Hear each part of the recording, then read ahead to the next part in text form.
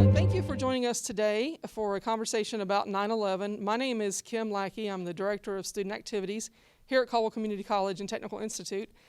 And I'm joined today by Matt Malloy and John Howle, and they're going to tell us a little bit about their personal experience of that Tuesday in September. So first, I'd kind of like you to just introduce yourselves. If you wouldn't mind, give us your name, or where you went to school, where you grew up, and what degrees you got when you were in college. Okay. Hi, I'm Matthew Malloy, and I'm a communications instructor here at Caldwell Community College and Technical Institute.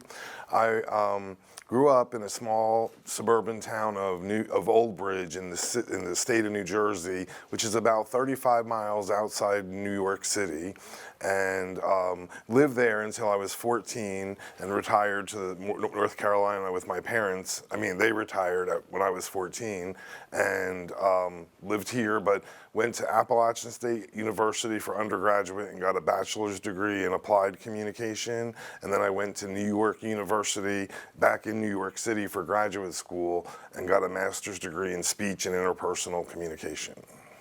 Okay, John, where did you grow up, and where'd you go to college, and what sort of degrees did you get?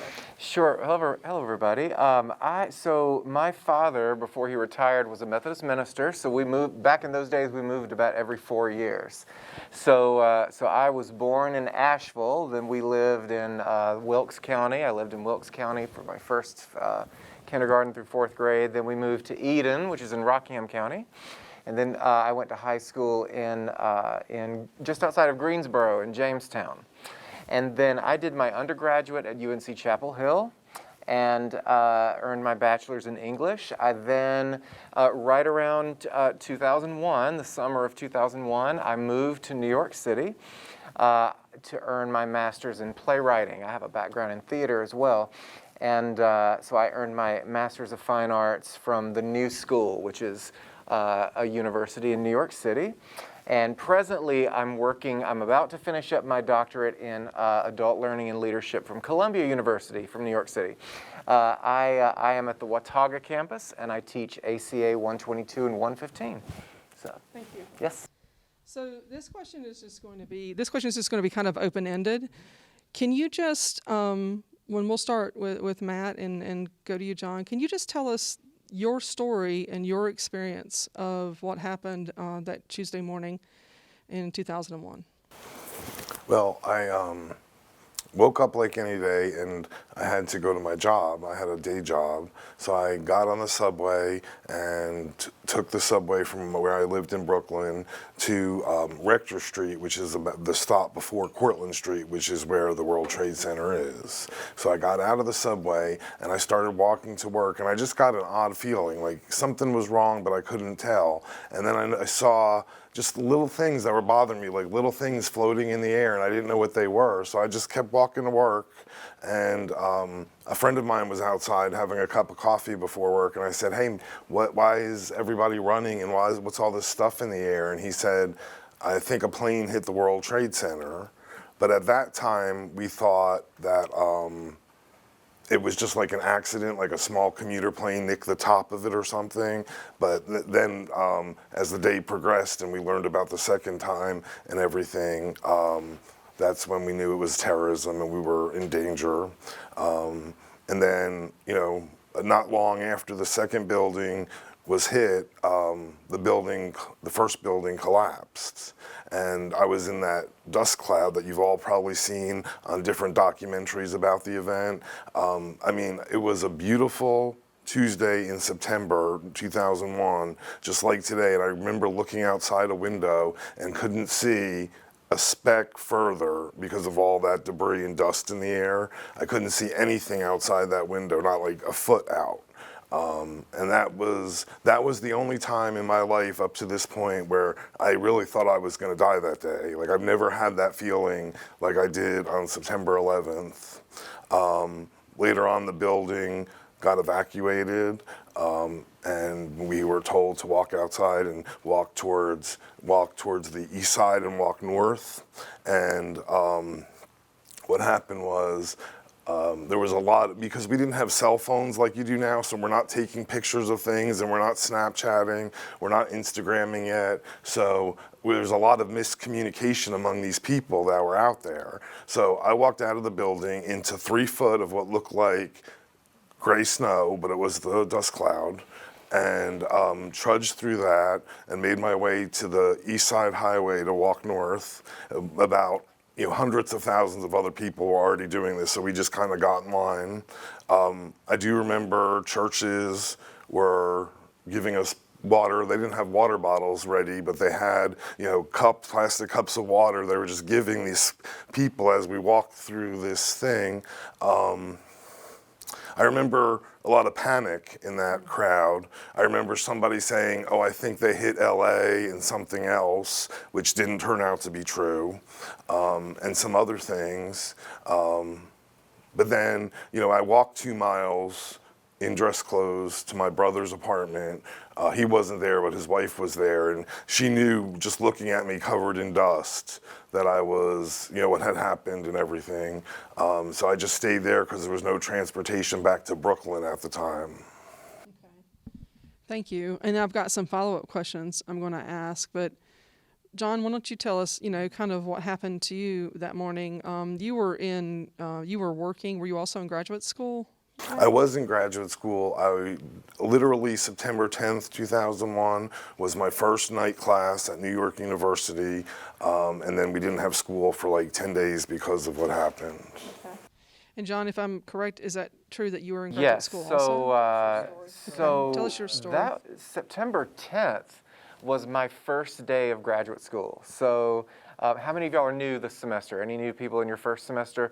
So imagine day 2 of your education is 9/11, and that's sort of where I was. On the day before, actually that whole summer leading up to 9/11 had just been so brutally hot. It had been so awful, like the worst heat ever. The heat in New York, I think, is worse than the heat here because of all the concrete and the buildings and everything. But at the beginning of that week, there was sort of a break in the heat, and September 10th was my first day of my master's program, and it was the most amazing day. It was one of those days where everything went so perfectly. And I was in school, I was in drama school, and that night we had an event where Bruce Willis, the actor Bruce Willis, came and spoke to us. And so, I was just flying high at the end of that day, and called one of my friends from North Carolina and said, "You won't believe what a great day I've had." And then I also lived in Brooklyn. And so the next morning, Tuesday, it was beautiful. It was even a little bit cool almost at the beginning of the day. And so, going into New York, going into the city, such a smooth ride. There was a cafe right near where I had class, and so I like to get there and sort of study, go into the cafe and study for a while and that kind of thing. I did have a cell phone, but it was long before iPhone, right? So I did have a cell phone, and right around a little after 8:30, so I was sitting in this cafe, and right around 8:30, I was trying to give my parents a call. I was checking in on them. I noticed that I had no cell reception. And I thought that was a little bizarre. I thought, well, whatever, cell phones. And then I didn't have it for a few more minutes. And then, so I was not as close as Matt was to the action. I was about 20 blocks north. But all of a sudden, I looked into the street, and I could see people pointing south. And I thought, what in the world is happening? So I went out into the street, looked, and this must have been now right after the first plane had hit. And people were starting to get nobody quite knew what had happened. And then something told me, I don't know, my inner voice just kind of said, something feels really, really bad here. And so my school, nobody seemed to know what had happened. And then, so my school was nearby. I went into my school building, and there were some people gathering. People were really, really concerned. We all then went into this other room, and a few moments later, and then after a few more minutes, the second plane hit. And that's when everybody hit the panic button. And I couldn't get any cell reception in this building. I just wanted to give my parents are a little bit older, and I wanted to give them a call just to let them, because my mother particularly, if she had heard, would get very upset. So I wanted to I couldn't get any reception, so I wanted to go call my parents and just tell them that I was okay. Don't know what's happening. And so I went downstairs into the street, back into 6th Avenue where I'd been originally, and that's when I looked and saw both of the towers on fire. And then I called my parents and just told them I was okay. But then I just decided to stay there for a few minutes. I don't know. I just decided to stay there. I can't explain it. And I was and just a few moments later, I was in the street when the first tower fell, and we were all looking at it. Now I was not as close as Matt was, but I could certainly see everything. And it then sort of became like a disaster movie. I mean, in the street, it was so chaotic, and people were just so freaking out. And then I thought I need to get somewhere safe. So again, my school was right there, and I returned to where everybody was waiting. And then while we were waiting there, we were all sort of waiting there. Everybody was upset. We started to get word of other things that had happened, and the second tower fell. So it was, and just, which began a day of just out-of-body chaos. So I have some questions from the students, things that they wanted to know. And here's one of them. One was, how did you react when everything was unfolding? And you guys kind of talked about that. The second question was, what was a major difference after 9/11 happened? What did you notice kind of immediately? Well, immediately, we saw the media react. I remember the local news stations would have reports on which way the dust cloud was going, so which parts of the city were affected. So there was that, but there was also just a nicer spirit in the city. People were we were together, more unity because of what happened. Right then, the then mayor of New York City, Rudy Giuliani, really did a good job of trying to, get us, into that New York spirit and, do things the New York way. And so I saw a lot of evidence of that, just a lot of people being a lot more courteous than I would typically see in New York City. What did you notice, Joe? So I did notice that for a while, for a little while, right? At first, there was such solidarity. Like nowadays, you can't imagine that Rudy Giuliani and Hillary Clinton could be in the same room together, right? Because they're such enemies, but or political enemies. But for the first few weeks thereafter, the two of them there was so much solidarity between all the politicians in New York. As Matt said, there was sort of a period of maybe a few months where it was a kinder, gentler city. People weren't, they weren't in as big of a hurry. They wouldn't honk their horn so fast at you. But I did notice that did not last too long. that only lasted maybe, late fall. By the time the Christmas season rolled around, New York was kind of back to New York in that way. Some other differences I have to point out. I was, at that time, I was a student. I was also teaching in a program called Upward Bound at the City College of New York, which is a program for high school students from the different boroughs to come and take enrichment courses and college preparatory courses. And both there in that program, with friends that I had in my program in school, and certainly years afterwards, racial profiling became it was certainly a problem before 9/11, but racial profiling in New York really became almost an epidemic, and continues to be so nowadays, if you ask me. One of my students in 2006 was apprehended for being suspected of being a terrorist simply because he's Muslim. And he So I think that was just a major difference, and the stories go on and on and on. And lastly, I'll say, I relocated back to North Carolina in 2018, and we had the National Guard in our train stations, in Penn Station, heavy police presence.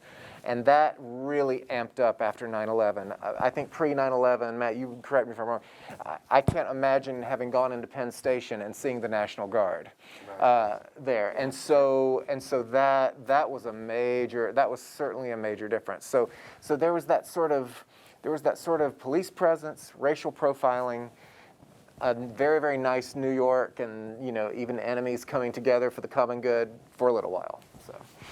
Yeah, Matt, talk about the difference. I think one of the things that if you've ever flown before 9/11 and then you've flown after, that's a major difference that we still live with today is the way things are screened, and a whole Homeland Security didn't exist. That wasn't a part of our government, which is now. But you were going to say something about Penn Station?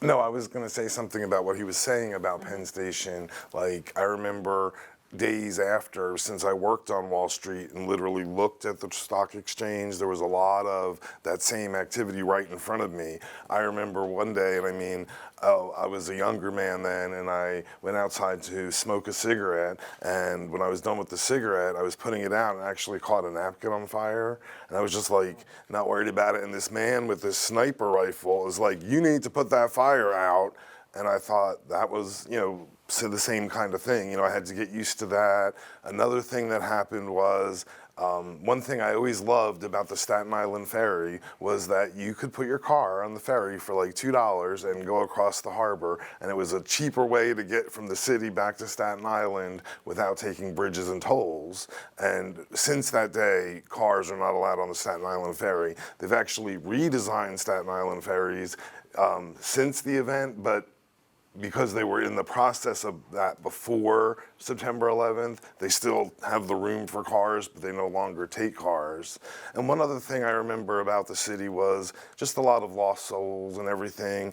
Again, without the technology, there were places all over the city where people were posting pictures looking for somebody, and if you remember, if you were alive during this time, the death count was way high, and then it came down to where it ended up being because of the lack of technology, and there was, so many people just staring at these photos, wondering, what happened, and where is this person, and so many unanswered questions. Yeah, I'm going to follow. Matt reminded me of one thing that I did in the days after 9/11. The New York Times, the big newspaper in New York, every day for months, and I can't remember how long it took, because there were about 2,900, almost 3,000 victims. The New York Times, starting right at the end of September, every single day in the newspaper, they would have a profile, a write-up of each of the victims. And I would sit there in Starbucks every morning and just read through all these different stories, and they were so heartbreaking. And then over the years in New York, living there, I met people who were connected to 9/11 in such powerful ways. There was one person who worked at this juice bar in my neighborhood. He was supposed to be working at Windows on the World, which was the big restaurant at the top of the towers. He was supposed to be working there on that Tuesday morning, and he overslept. And of course, everybody that he worked with was killed, and he was the only one from that whole, enterprise who survived. And another one of my students at the time, his mother was in the second tower. She worked in the second tower, and she worked pretty much where the second plane hit. As soon as what happened to the first tower happened, she said, "I'm out of here." And everybody told her, "No, stay. This was just a one-time incident. It was just this one tower.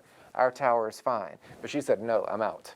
Her instincts told her to get out, and she got out. And had she not done that after the first tower was hit, she would have likely died too. So Just so, I'm sure it happened with you, Matt, so many people who were so intimately connected with 9/11. The stories just take your breath away. When, I told you I grew up in New Jersey, and I had 3 sisters who were all mothers of children in New Jersey at this time. And they would tell me that it's like everybody knows somebody who was lost in the attacks. And like for me personally, my older brother used to get to bring a friend on vacation with our family, and that man, the guy that he always brought, Gary Frank, was delivering Pepsis the morning of September 11th in the World Trade Center, and he is one of the victims. One of the questions that students had for you is, how did this impact your worldview kind of then, and what's the 20-year after kind of impact? Well, I don't know about you, John, but I didn't find living in New York City super easy. Things were very expensive, and I had gone to high school and college in an atmosphere where I could get into a car and drive where I needed to go. So it was a little bit of an adjustment for me, but otherwise, it was fine. And can you ask the question again? Yeah, it's kind of like, how did it impact your worldview? Well, so I remember thinking of New York City so differently after that.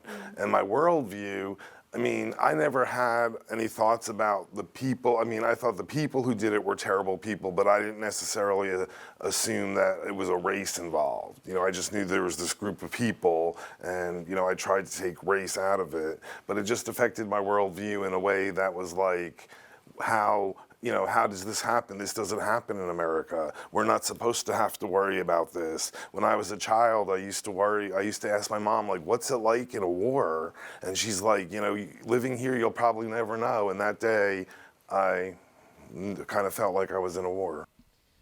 What about you, John? How do you think it might have impacted your worldview kind of immediately, but then kind of in your 20 years span?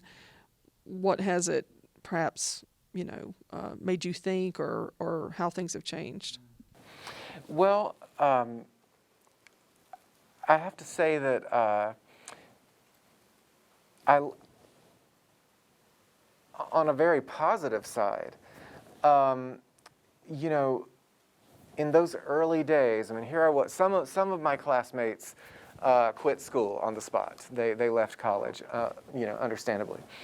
But my school did so much to help us and to make us feel safe and secure, and they gave us space, and they were so flexible with our classes, and they would let us just sit and process what we needed to process, and that made a lasting impact on me. It really sort of redefined for me what school is about, and at the same time I was having to practice it because I was working with the students from the New York City school system. And so I think to this day, my sort of passion for student success and my desire to make school a safe, inclusive place, I know that it was really shaped in that time.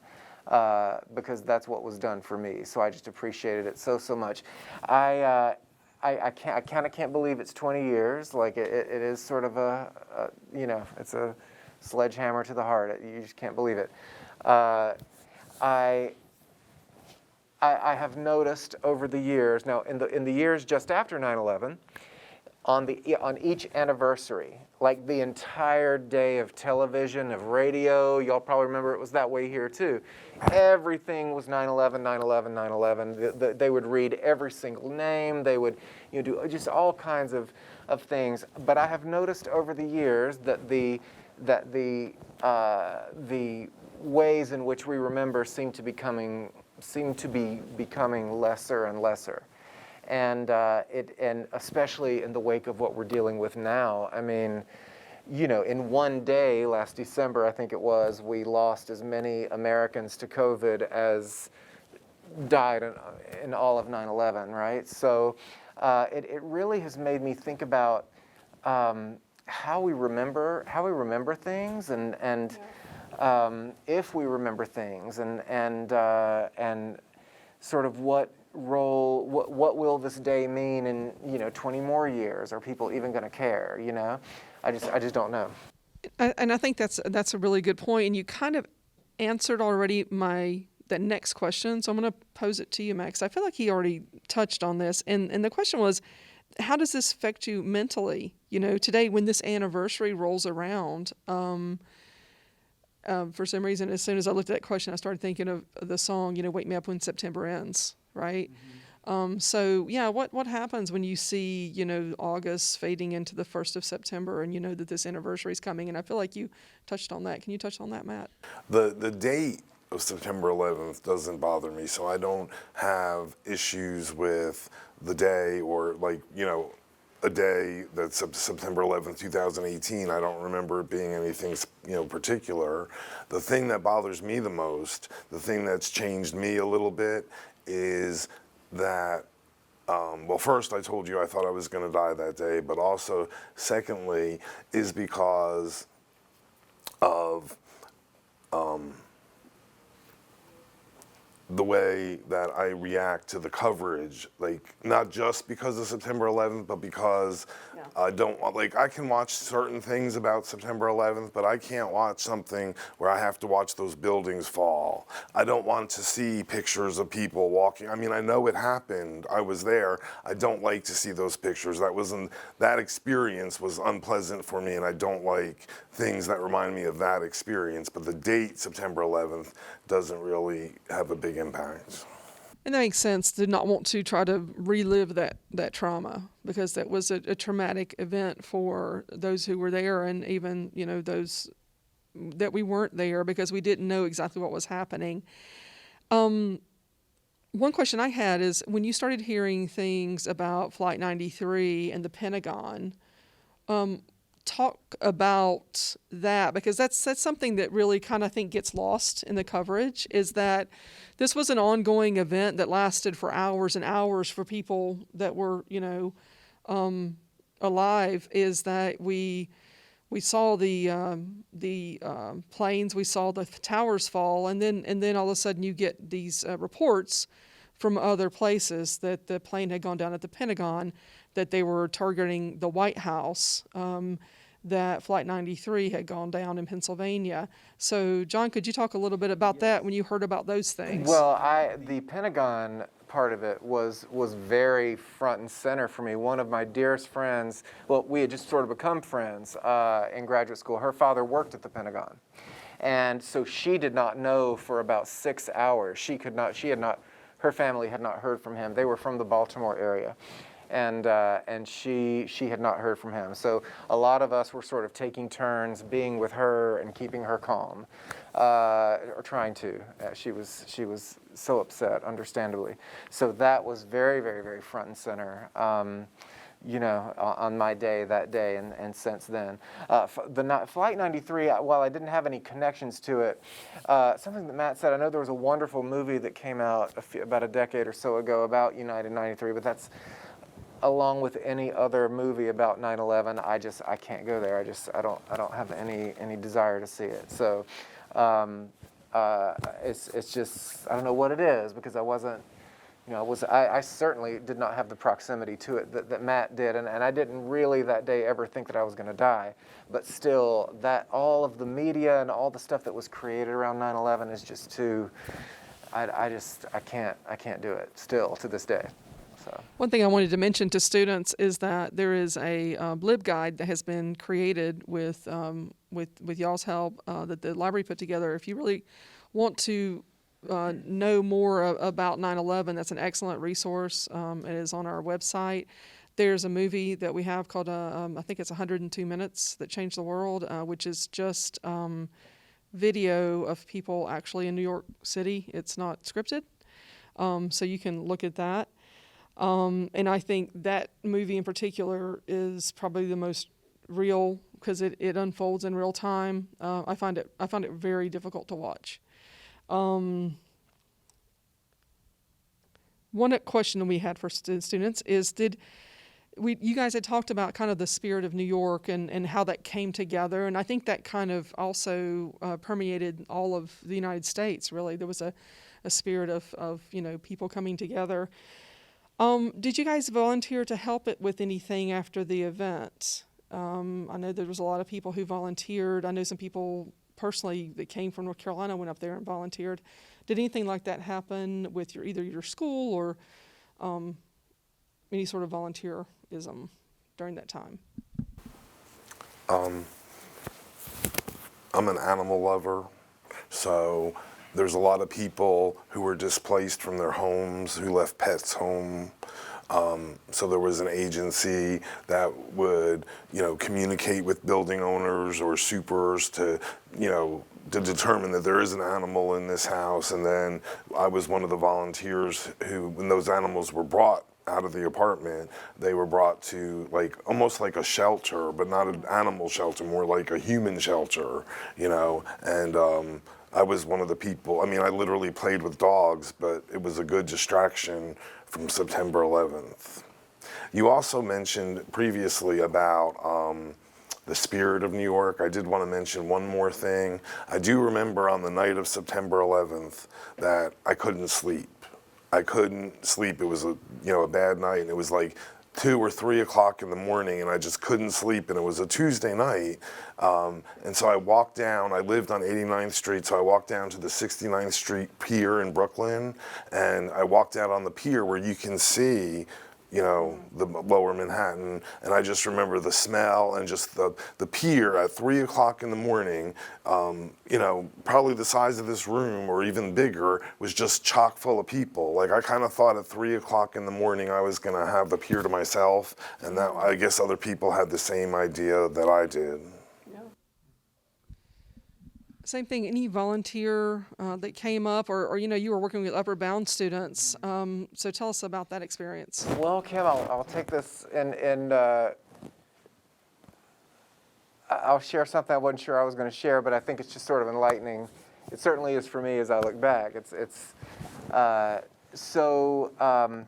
One of the first things so in the aftermath, after the towers had fallen, people are trying to figure out, how am I going to help? How am I going to help? So then, sort of down where we were, I was in, what do you call that? Not 14th Street, it's not Chelsea, but West Village, Chelsea, around the border of that. There was sort of this movement, people were rushing to donate blood, because they thought, of course, there's going to be a blood shortage. We need to donate blood. So I thought that would be a great way for me to do something in the moment, because in a moment like that, you just don't, what can I do, right? And so now I'm not quite familiar with all of the guidelines nowadays, all of the different policies and laws, but in those days, 20 years ago, if you were a member of the LGBTQ community, as I am, then you were, in many cases, prohibited from donating blood. And I knew this, and I knew it intellectually when I went down to try to give blood, but I thought, oh my God, we're in a national disaster, the World Trade Center just collapsed. Surely, whatever. But at the site of where they were taking blood, they were still very loud and vocally saying that these biases against the LGBTQ community were still being in place. They were still being upheld. And I just remember thinking, my God, and of course at that time I didn't know it, we didn't know. I thought, well, God, this must not be too serious of a problem since they're turning blood down, in a national crisis, an international crisis. So I do remember that. That still, I think, is a little bit of a sting as I look back on that day, and I think that, my goodness, in the midst of all that, there's still bias, right? When 3,000 people have just died, we're still, Anyway, I don't like to dwell on the negative, but I will say that my work with the Upward Bound students that was sort of my saving grace throughout that period, because they needed they needed strength and they needed calmness and they needed a great place to go learn, a safe place to learn. And it was so great to like have that structure in place and I worked with them once a week to be able to see them once a week. So that was sort of that kind of got me through the period, I think. So. Okay, thank you. Have you, either one of you, visited the memorial, and what are your thoughts, or what did the memorial bring up for you? Because you both have already said just watching news coverage or seeing film about it's really difficult, or even you avoid that. So have you been to the memorial? I've been to the memorial twice. Okay. Once just with my mother, and then once with some friends. Going to the memorial, it's a very beautiful place. It's a very kind of sacred place. Like the footprints of the towers are like a fountain now and a memorial. And so, that's a great spot for people to go and reflect who lost somebody. It's really interesting that, all the little pieces they were able to recover from the rubble, that they were able to put in there and explain things. And you can even, those tall buildings had unbelievable foundations. And there's evidence of that, and just things, and that fire truck that responded, the first fire truck that responded that was badly damaged is in there. So it's like, it's not like a tourist attraction as much as it's just a somber place to reflect on September 11th. And then there's also the room where each victim's picture is up and a memorial to them, and you can't take pictures in that room, but that is where, and we did go and look at our family friend who had died, just to see, one more time, his memory and everything. John, have you visited the memorial, and do you have any reflections on the visit there? So,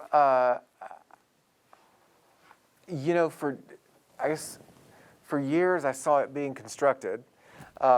One teaching job that I had in New York, it was wild. It was right at the St. John's campus down off the Chambers Street exit. And I had this beautiful classroom. I taught an evening class there a couple times a week. And when I looked out this wall of windows, I could see the ground zero was straight ahead. So I could always see that there was work being done and, all that. I have to tell you, my experience is a little bit different. I really resisted going to the memorial. I was afraid it was going to be, while I understand that all of the wonderful reasons for going there, I also know, from what I had heard, it was, they sell lots of souvenirs, and there are people taking selfies, and there's, just all kinds of things. And that always sort of bothered me. So I thought, you know what, I'm going to let people do their thing. I'm going to choose not to go. And lo and behold, a couple years ago, as part of a class project in my doctoral program, we were broken into groups, and each one of us had to choose a New York landmark to go visit. And of course, I was in the group with someone who chose to go to the 9/11 memorial. And so I went, and it was, I agree with so much of the way Matt described it. It is very beautiful. It's very powerful. I never, ever want to go again. So it was, once was enough. But there were the tacky souvenirs and the taking pictures and, Snapchatting in front of the fountain. It was so disrespectful. I don't know. Like I said, I never need to go again. I think something that you guys are really demonstrating is that every person's experience of 9/11 is so unique to them based on, where you were, what you experienced. There is no certain way to think about 9/11. There's no certain way to be about 9/11. And I can't help but look out and know that a majority of people in this room were probably not even born, or they were born after 9/11 happened. And so I think one of the reasons that we wanted to do this is to really encourage our students to reach out and learn about it, for yourself, because it is something that really shapes your life today in many ways, and it continues to shape our lives. Are there any, we're kind of at time, are there any kind of last minute thoughts or things you feel like you haven't had a chance to say yet that you'd like to leave us with? John, why don't you go first? You know, I think what you just said, Kim, just so captures my experience. I wonder about this with your family friend, Matt. I had a very good friend that I met in New York his sister's husband was killed in the second tower. And their family went to the memorial, the big annual reading of the names, everything, one time, and they said they never wanted to go back. They said that it was just you know, it was just too dramatic. They hated, I mean, they were really sort of almost borderline cynical about it. It's like, we hate the tears, we hate the drama, we hate the music. We are not going back. We're going to sit around and have a drink and remember them every year, going from that point forward. But then there were other family members who never missed it, and were championing to have, you know, the memorial go on and on as it always has. So what you said, the range of experience and the range of the way we remember it, it's so profound. How about you, Matt? What any last thoughts about, you know, your experience? I know this is a story that you have told over and over, and I before we get, I would just really thank you, both of you, for sitting down and telling us your stories, because I know that it's not easy to speak about. But Matt, anything else you want to leave us with? Just that was a terrible day. The country and the world has made changes since that day, and that I hope that we never experience a day just like that again in our country's future.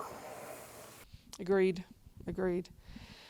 Well, again, I want to thank both of you, Matt and John, for being here. I want to thank all of you for being here and listening, and we will be putting this up on our social media and on our YouTube, and it's going to be something that people can, you know, watch for years to come, and we just appreciate it. Thank you very much. Thank you so much, Kim.